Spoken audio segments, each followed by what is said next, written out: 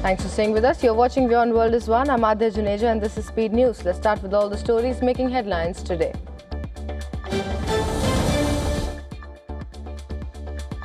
Amid buzz over a peace deal between US and Iran, US President Donald Trump has tempered expectations of a deal by saying that he has told his negotiators not to rush into a deal. In a post on Truth Social, Trump wrote that negotiations between the two sides are proceeding in an orderly and constructive manner. But he has instructed US negotiators not to rush into a deal since time is on Washington's side. Further, Trump said that the US naval blockade in Hormuz will remain in force until a final agreement is sealed. In another post on Truth Social, this is what he has said.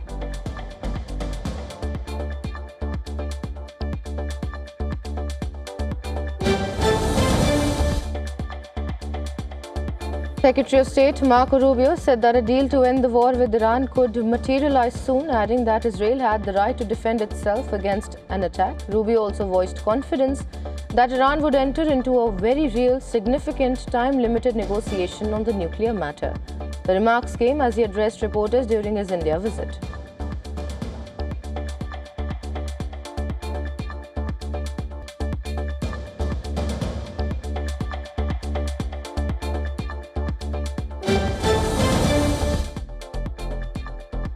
US President Donald Trump made a surprise audio call during the US Embassy's 250th Independence Day celebrations in New Delhi. Trump expressed his admiration for Prime Minister Narendra Modi, called him great and added that he is a big fan of Prime Minister Modi. Trump further praised India, saying, and I quote him here, "We have never been closer to India and India can count on me 100% and our country. If they ever need help, they know who they call. They can call right here," unquote.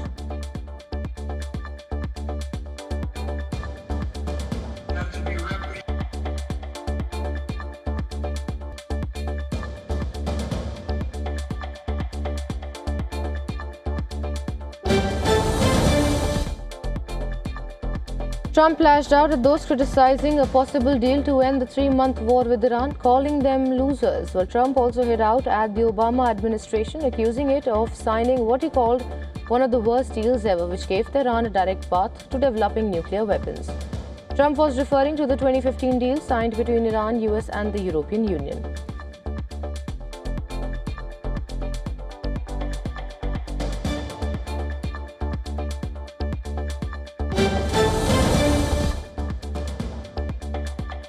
An oil tanker operated by a unit of Idemitsu Kosanko arrived in Japan via the Strait of Hormuz on Monday morning. Video that surfaced how the crude oil tanker Idemitsu Maru being pulled by a tugboat at sea off Japan.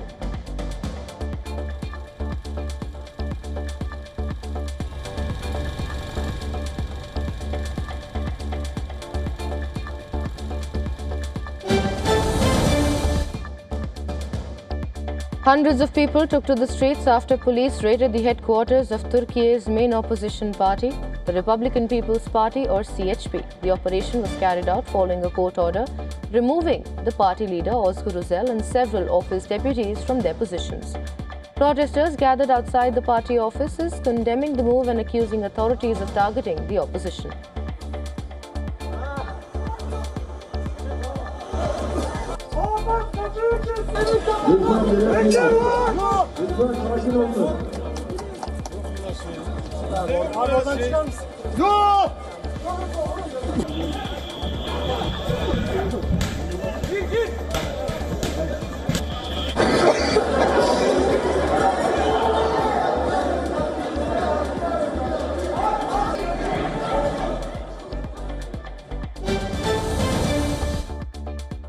Russian state media has broadcasted the footage showing extensive damage and rescue operations at a college dormitory in the Russia-occupied Luhansk region.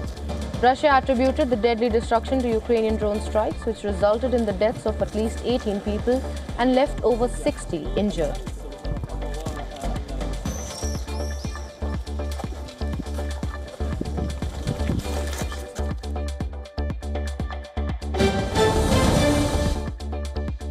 California Governor Gavin Newsom has submitted a request to US President Donald Trump for an emergency declaration to support ongoing response operations in Orange County. The request follows a dangerous chemical tank leak that triggered mass evacuations. Authorities in Southern California say the leak may be showing signs of stabilizing. Officials in Orange County say a crack discovered in the damaged tank could be helping release the pressure, reducing the immediate risk of a catastrophic explosion.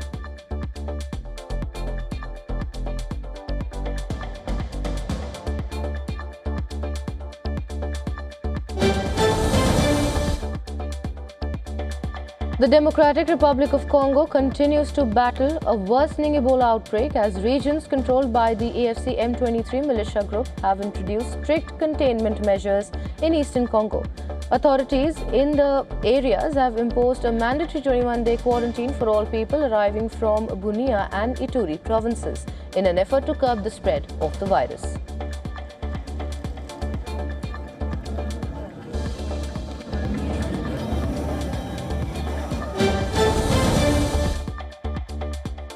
The World Health Organization says more than 900 suspected Ebola cases have now been identified across the country, including 101 confirmed infections. WHO Director General says surveillance efforts have been significantly expanded as health authorities race to contain the outbreak. The WHO has declared the outbreak of the rare strain of Ebola a public health emergency of international concern. The agency warns that delayed detection, the lack of a vaccine or virus-specific treatment, ongoing armed violence and frequent population movement are increasing the risk of wider transmission.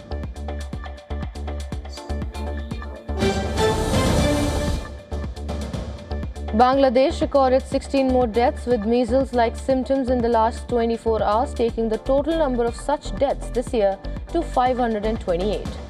According to the Directorate General of Health Services, more than 1,300 new suspected cases were also reported during the period.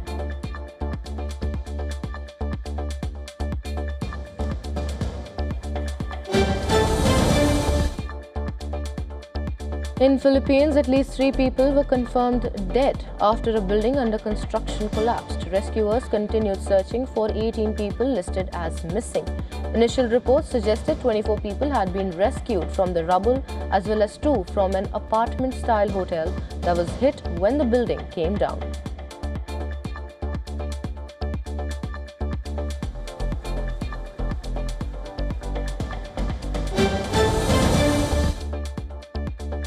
North Korean leader Kim Jong-un has sent a message of condolences to Chinese President Xi Jinping over a deadly gas explosion at a coal mine in northern China.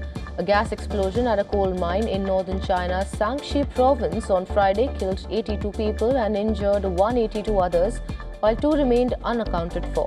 The incident marked the country's worst mining disaster in nearly 2 decades.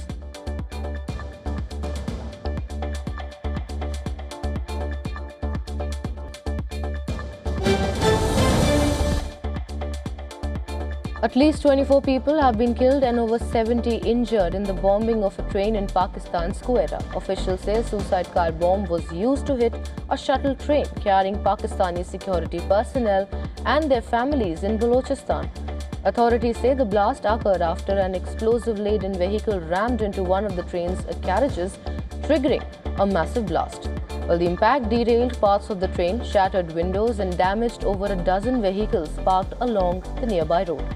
Reports suggest nearby buildings were also damaged in the deadly blast as the train came to a halt just a few meters away from the affected structures.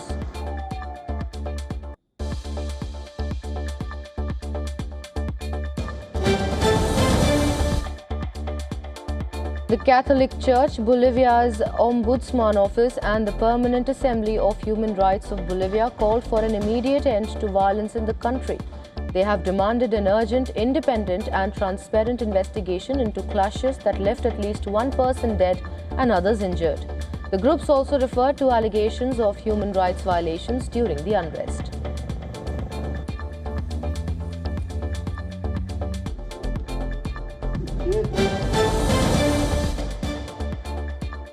The Venezuelan Prison Observatory, a civil society organization that monitors prison conditions in the country, reported that a riot had broken out at a prison in the state of Baranas. There have been no reports of injuries or casualties so far, while the organization stated on social media platform X that the unrest began when inmates at the Baranas Judicial Detection Center took over the facility to protest alleged beatings and torture following the arrival of a new prison director.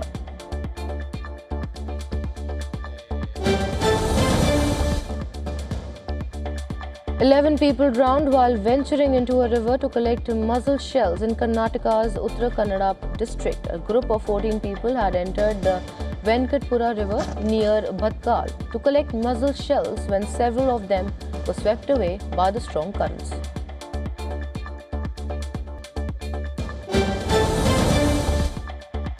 The National Investigation Agency conducted raids at multiple locations in South Kashmir's Shopian district. The raids were conducted as part of an ongoing investigation linked to organizations recently brought under scrutiny by authorities. According to officials, one of the key searches was carried out at Jamia Sirajul Ulm, an educational institution in Imam Sahib area of Shopian that was recently declared an unlawful association under the UAPA. Fuel prices in India have gone up once again, marking the fourth hike in just 2 weeks. After initially absorbing losses to the tune of around 1,000 crore rupees per day, state-run oil marketing companies are passing on rising global crude oil costs to consumers. Petrol prices were increased by up to 2.61 rupees per litre, while diesel rates rose by as much as 2.71 rupees per litre across major cities. In Delhi, petrol is now retailing at 102.12 rupees per litre and diesel at 95.20 rupees. Kolkata continues to have the highest petrol prices among metros at over 113 rupees per litre. The latest revisions have pushed fuel prices to their highest levels since May 2022 after nearly 3 years of relative stability.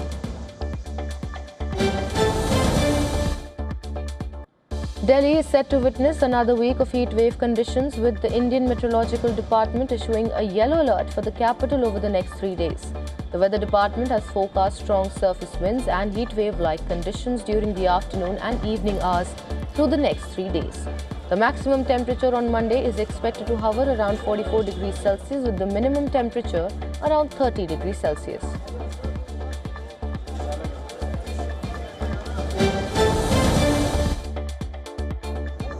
London is sweltering in the warmest May weather in over 80 years. Temperatures have surged past 30 degrees parts of the capital. The current conditions make it officially one of the earliest heat waves in the UK since 2012.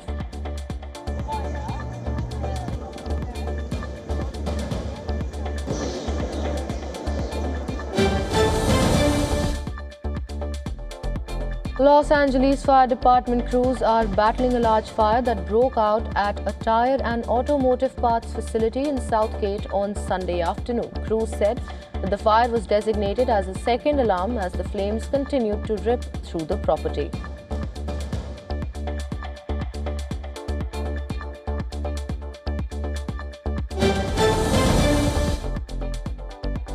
Workplace monitoring apps may be sharing employee data with big tech companies, according to a new US study. Researchers found that 9 popular bossware platforms, including Hubstaff, Time Doctor and Deputy, shared worker information with third parties such as Google, Meta and Microsoft. The report said the apps collected data including emails, device details, IP addresses, websites visited and even location information. The researchers warned that some apps could track employees even off the clock, raising major concerns over workplace privacy and digital surveillance.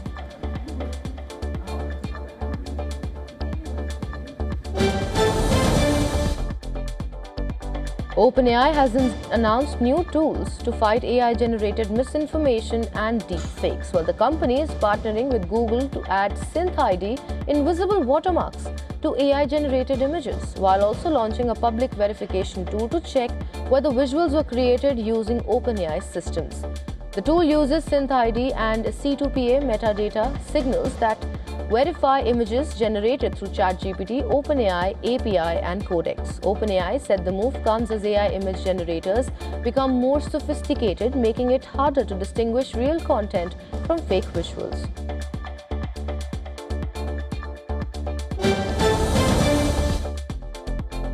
The European Central Bank is urging lenders to speed up cybersecurity upgrades as advanced AI systems begin identifying software weaknesses much faster than before.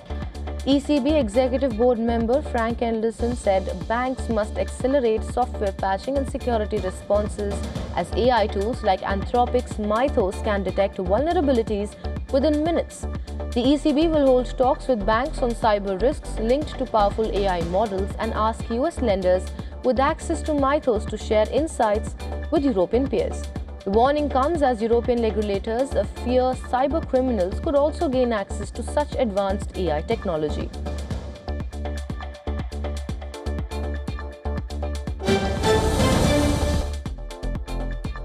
China has successfully launched its Shenzhou 23 crewed aircraft, sending 3 astronauts to the Tiangong space station. The spacecraft lifted off from the Jiuquan Satellite Launch Center in northwest China aboard a Long March 2F rocket. Chinese authorities confirmed the mission was a complete success after the spacecraft entered its designated orbit. The crew will conduct space science experiments, spacewalks, and maintenance operations during the mission. 1 astronaut is expected to remain in orbit for a full year, making it China's longest Shenzhou mission to date.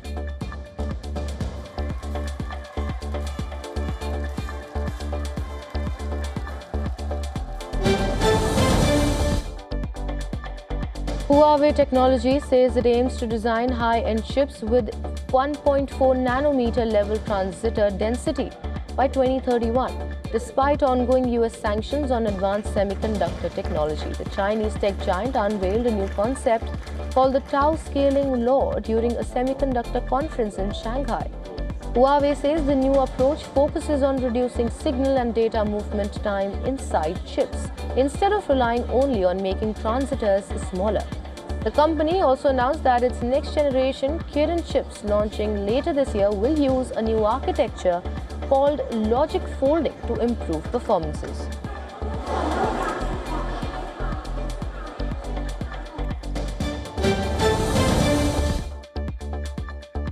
Asian markets opened higher as hopes of a possible peace deal in West Asia boosted investor confidence. US stocks futures gained. Japan's Nikkei 225 reached 65,000 for the first time on Monday, hitting a record high in holiday-thinned Asia trading after reports that the Strait of Hormuz may reopen soon pushed oil prices down and lifted investor sentiment. Taiwan's TAIEX also hit an all-time high, surging past 43,000. Australia's ASX 200 was 0.27% higher. China's CSI 300 added 0.48%. Markets in Hong Kong and South Korea are closed for public holidays. US markets will also be closed on Monday for Memorial Day. However, uncertainty remains over when the key shipping route could reopen. Analysts say markets may remain cautious until a formal agreement is confirmed.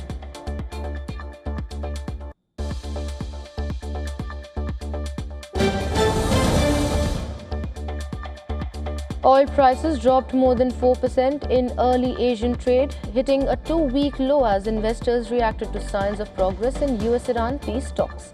Brent slipped below $100 a barrel, while crude also saw sharp losses. Markets are hopeful a deal could ease tensions and help reopen the Strait of Hormuz, which is a key route for global oil supplies. However, major disagreements remain, and analysts warn a final agreement could still take months.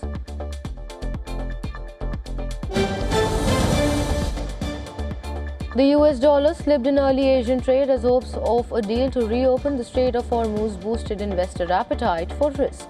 The euro, British pound and commodity-linked currencies gained while oil prices dropped below $100 a barrel amid expectations of easing tensions in West Asia. However, optimism remains cautious after Washington signaled that any agreement with Iran is still far from final. Analysts say markets are waiting for concrete progress before betting on a lasting recovery.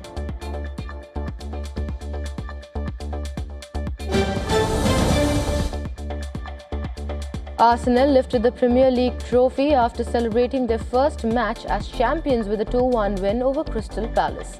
Mikel Arteta's side secured their first English League title in 22 years on Tuesday after second-placed Manchester City FC drew with AFC Bournemouth. After the final whistle, red confetti and fireworks filled the air as Arsenal captain Martin lifted the trophy. Arteta was also thrown into the air by his players during the celebrations. The Gunners will now focus on winning the UEFA Champions League for the first time when they face PSG in the final on May 30th.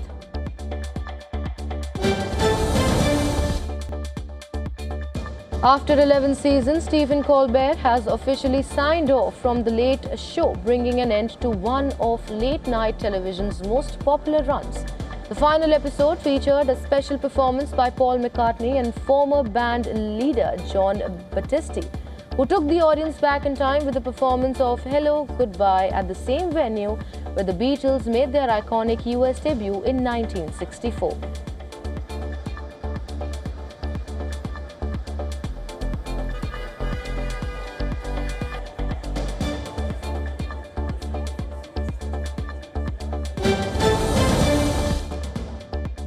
From late-night television to a full-blown celebration of geek culture, thousands of gamers, anime lovers and cosplay fans gathered in Atlanta for MomoCon 2026. What started as a small college campus event has now grown into one of the biggest pop culture conventions in the US, with more than 65,000 people expected this year. From video games and manga to handmade dice, collectibles and costumes, the event has turned into a space where fans can fully express themselves and feel a sense of community.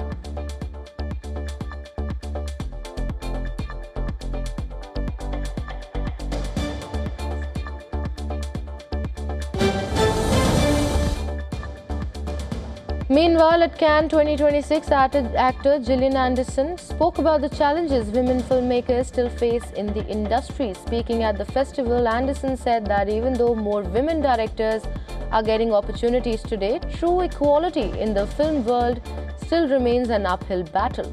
The actor attended the festival as a jury member for the Women's Worth Award.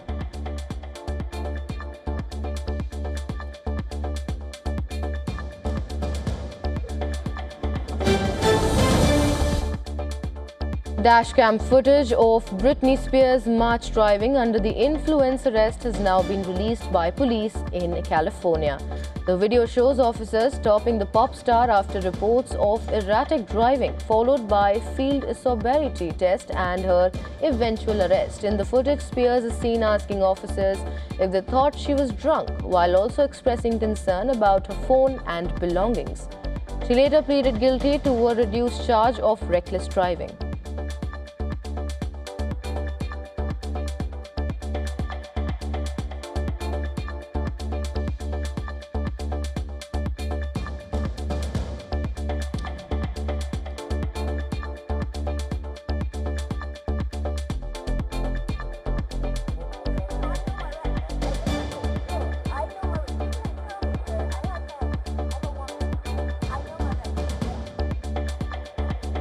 Right, just stop right here. So I'm gonna stop right there.